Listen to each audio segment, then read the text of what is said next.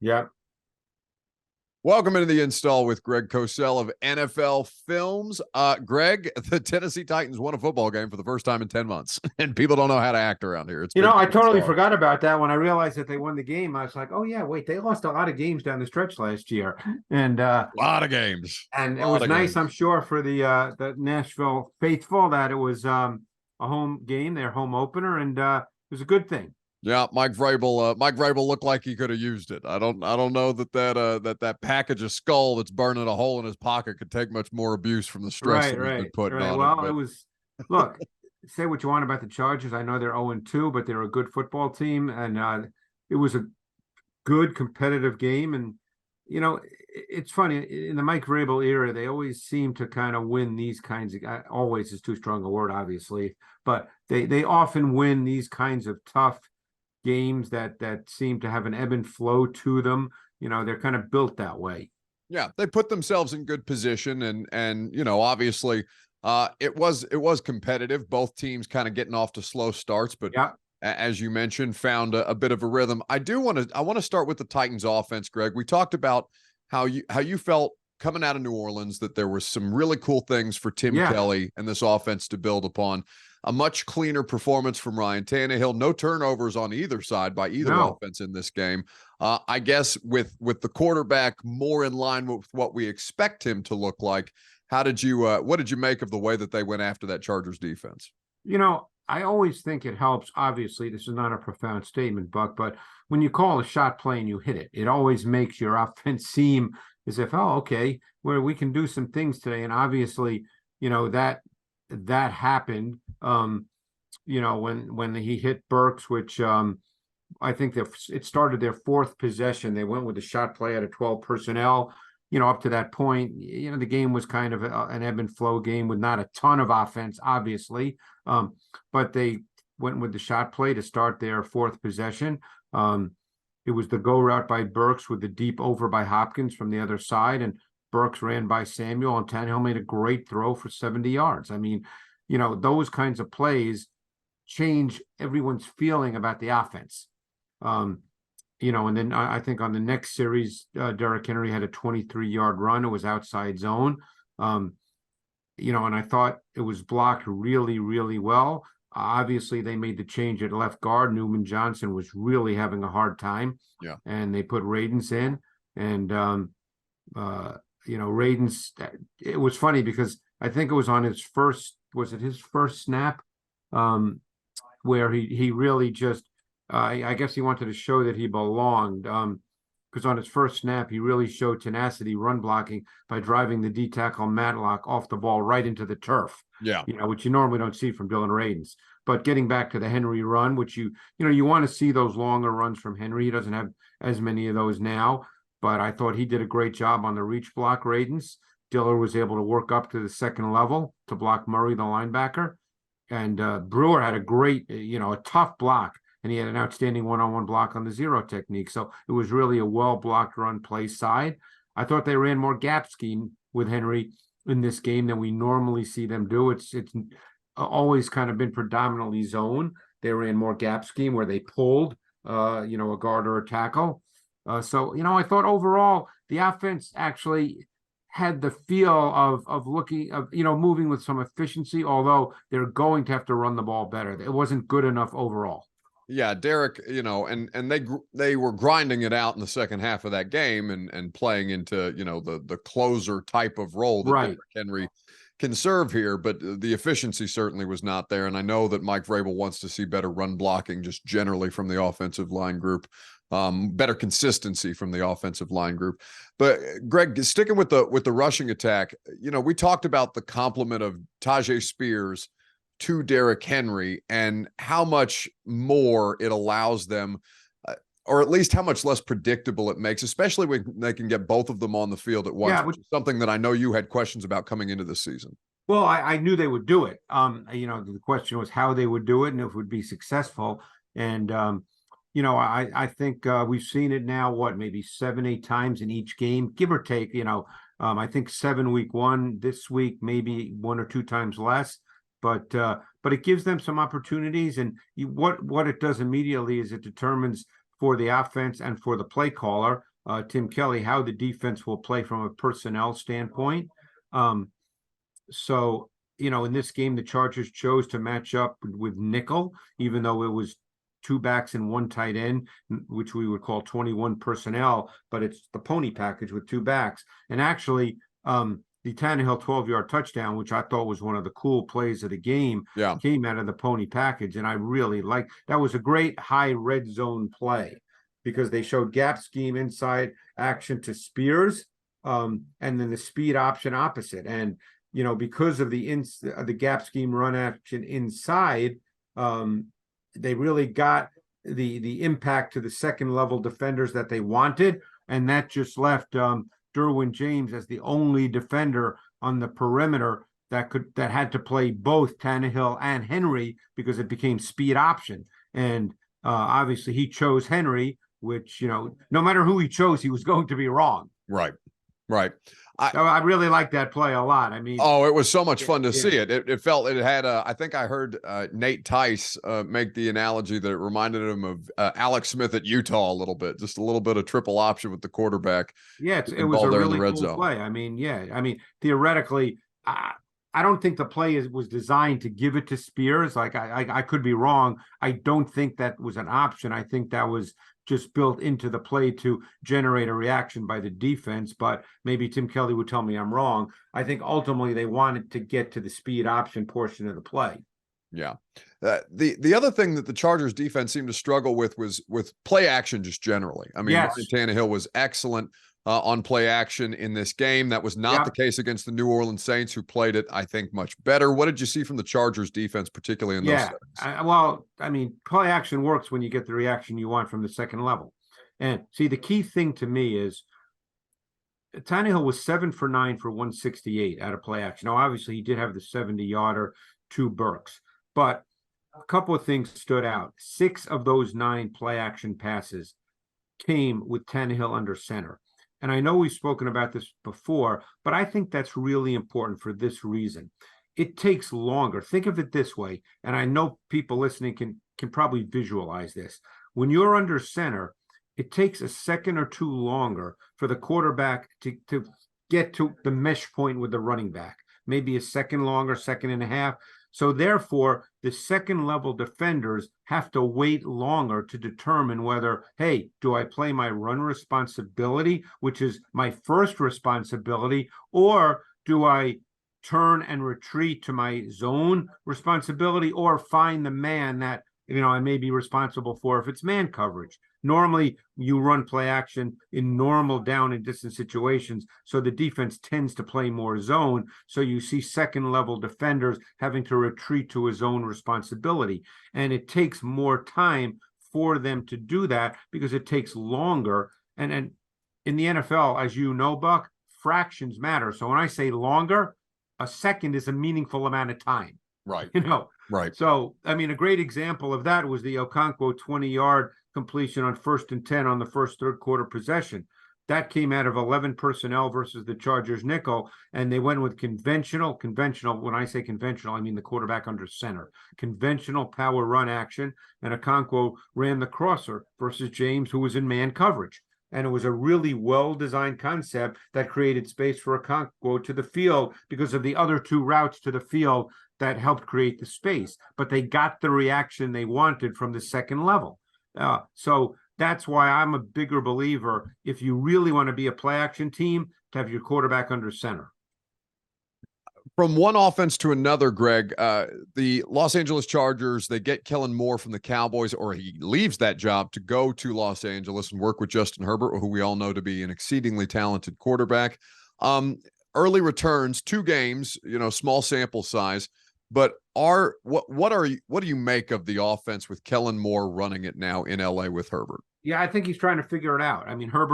Herbert's not played poorly at all. He didn't play poorly in this game. No.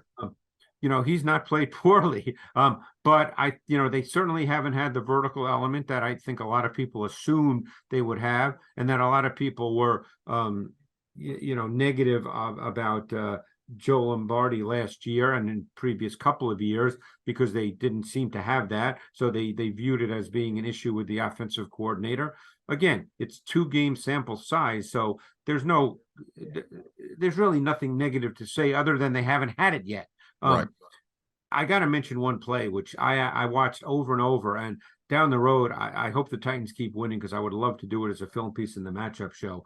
The first third down was a 3rd and 3. Okay. It ended up being a sack by Autry, so you probably remember the play. Oh, yeah. Yeah. That to me was Shane Bowen at his absolute finest. I loved it because they were in dime, which they play dime pretty much all the time on third down. And then actually the Brown kid played very well, by the way.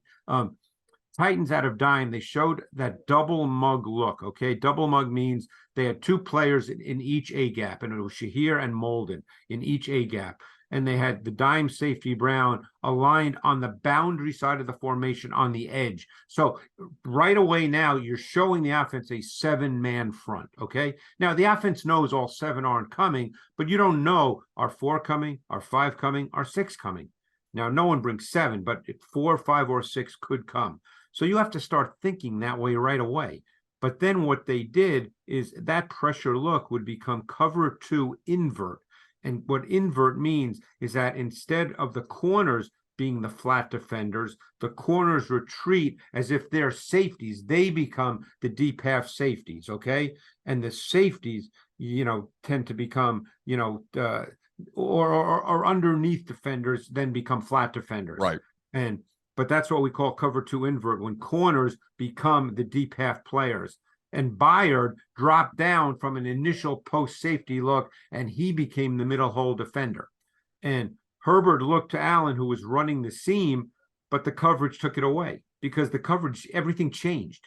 And Autry then beat the right guard, Salyer, for the sack. And I just thought, to me, that was just beautiful, beautiful defense. Well, when you're talking about fractions of a second, certainly they took advantage of any additional fraction of a second that they might get Justin Herbert to question what he's seeing at the line of scrimmage when the ball is snapped. And I thought the defense, I know that the Chargers scored over 20, but I thought the defense played well, Buck. I mean, they couldn't block Jeff or Autry throughout the course of that game at all. Yeah, I mean, and I really thought McCreary stood out to me as a slot corner. Here's how he stood out.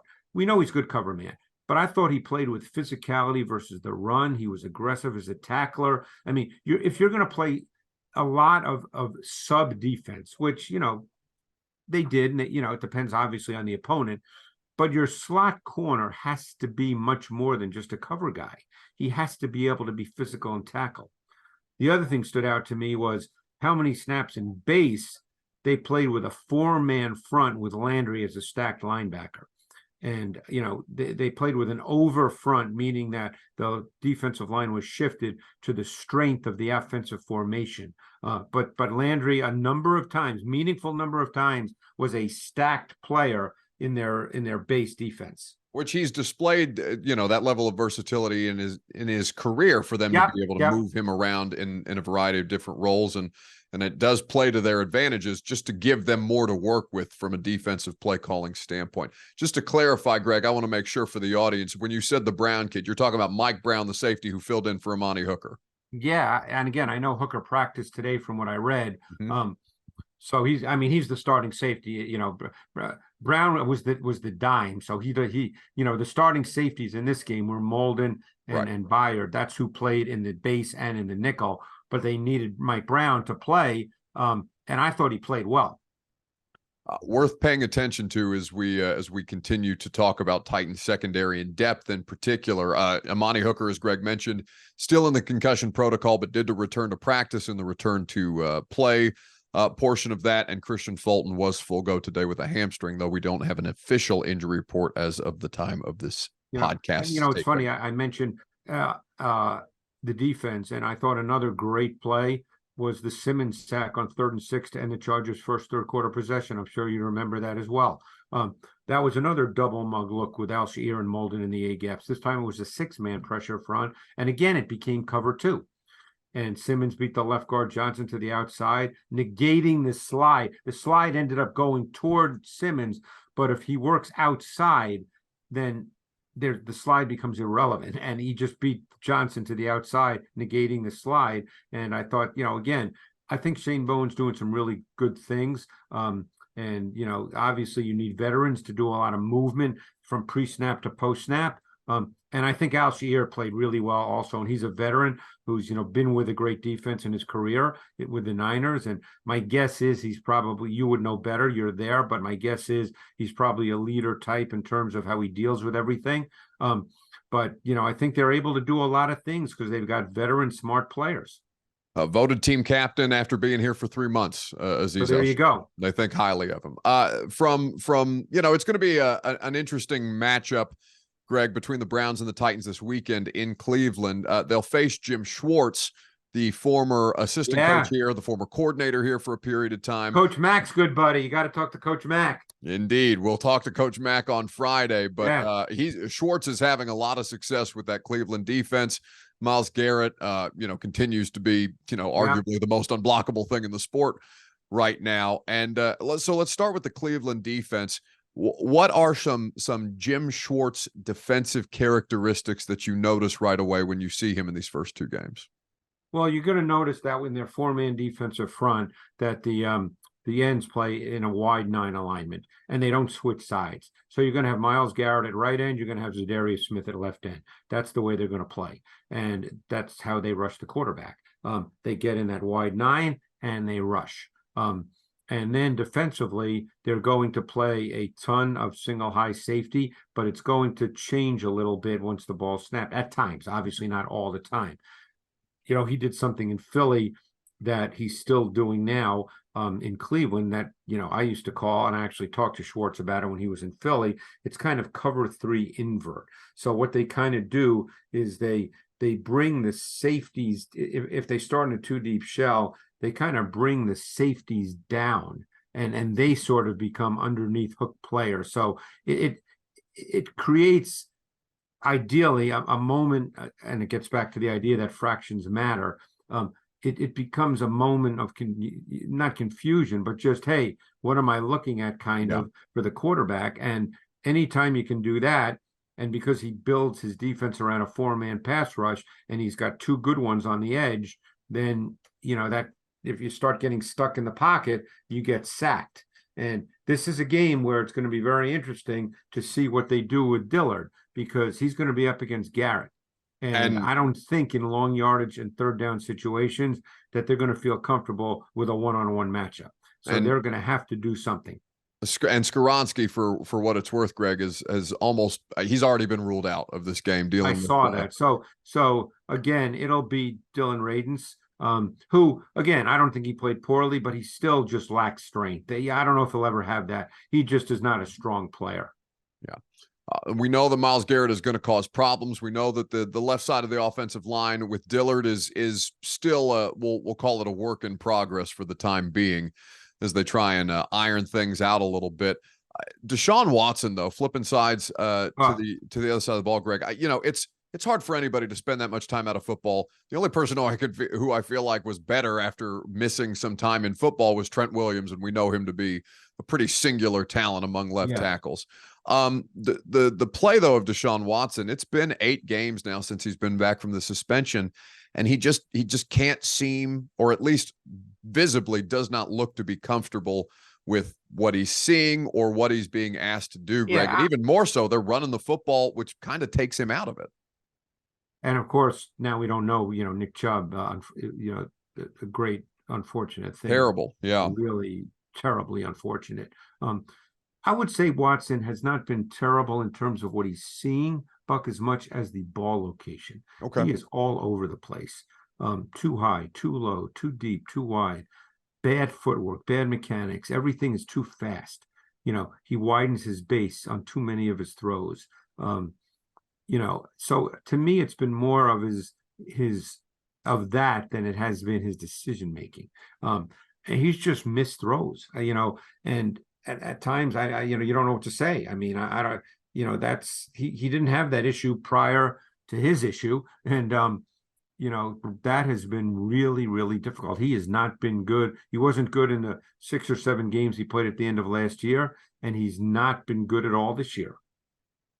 To hear, I was listening to the Athletics football podcast the other day, and Diana Rossini was talking about she had spoken to some of the Browns coaching staff in the aftermath of the Chubb injury, And Jerome Ford played really, really well in that Monday Night Football game, Greg. Obviously, the Browns didn't have enough to get it done. Pittsburgh needed the defensive touchdown to be able to pull off the win. So neither offense really having an easy time of it. But I think that, in listening to Diana talk about the Browns coaching staff, she seemed to imply that they would continue to run the football with volume rather than leaning more on Watson. And I would assume it's because their assessment is your assessment of him right now. And they signed Kareem Hunt. So from what I understand, I think that's correct. Yep. Up to $4 million is the deal. Yeah. So, I mean, he obviously knows their system, and it'll be Hunt and Ford.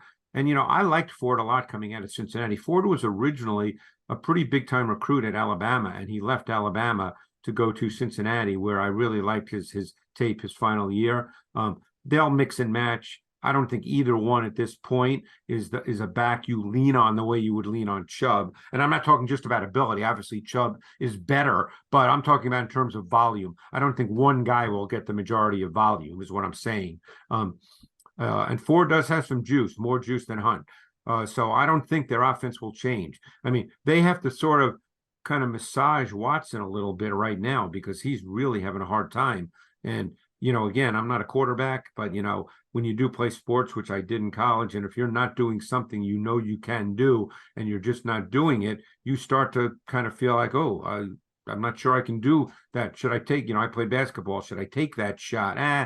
2 weeks ago when I was hitting him, I would have taken it without even thinking. Now, right. I'm not sure, and I think, that's that no matter how great an athlete, no matter how much confidence you say you have in yourself, I think a little doubt creeps in, and you might not turn one loose that you need to, that you should turn loose. We're dealing in fractions in this podcast. Yep. The fractional, or at least the decision. And that's what it comes down to. Fractions and fractures. Maybe we change the name of the podcast. Every once in a while, he has moments where he makes a great throw and looks like what we expected him to. But I think the one thing I think he's really struggling with, and when I say, that his issue hasn't been that he doesn't see stuff, I'm talking about down the field. I think that when you don't play a lot and you're working your way back, and even he was like this even before, but then he would make great plays. I do think he has a tendency to drop his eyes and to try to, navigate and move instead of keeping his eyes downfield. And like I said, back before his issue, he would then leave the pocket and make great plays. Now those plays are not happening, so it's just a quarterback dropping his eyes, which no one teaches. Of course, the NFL matchup show is what you need to be watching ahead of yet another slate of NFL games. Week 3 on the horizon with Darius Butler, with Greg, with Sal Pal on ESPN, ESPN Plus on demand. And, of course, you can set your DVRs to catch it on Sunday morning. Greg, I'm going to take a guess on a game that might not normally be on the matchup show. But I bet it is this week. Falcons at the Lions. Yeah. You know why I'm doing it? Because I did a hard study of Bijan Robinson, and he is a fun guy to watch. So much fun. I mean, this guy, you forget watching him that he's 215 pounds, Buck. He is not a little scat bag, and his feet are, dare I say, ballet-like. They are so light. Sometimes it looks like they're not even touching the ground. And his ability to cut, he's almost, I equate it to Justin Jefferson. Justin Jefferson has the ability to cut sharply without shortening or slowing his stride. I feel like Robinson is the same way as a runner. He makes these slashing, darting cuts without losing any speed or velocity and maintaining balance. There are guys who can cut, but then they sort of have to recalibrate their balance. He doesn't have to do that. So I did I looked at every one of his runs through the first 2 games in great detail, kind of mapped out what kind of plays I feel like are staples for them, chose one, and I'm doing that in the matchup show. But they're 2-0. They have a good defense. The only thing you'd say they lack on defense really is that one pass rusher, but they've been a really good defense through 2 games. It's Art Smith has to be in heaven with a back like Bijan Robinson. This is his style of football, to be sure. I mean, he's obviously a different back than Derrick Henry, but no, I think he's the same kind of back in the sense that he'll feel like he can give him the ball. He had 19 carries this past week. There'll be plenty of games this year that I would guess where he'll get over 20. Well, we're looking forward to seeing the breakdown on the matchup show. Always appreciate Greg's time throughout the course of the NFL season, and looking forward to another fun one on Sunday, buddy. I appreciate you spending some time with us. All right, Buck, appreciate it. Thanks.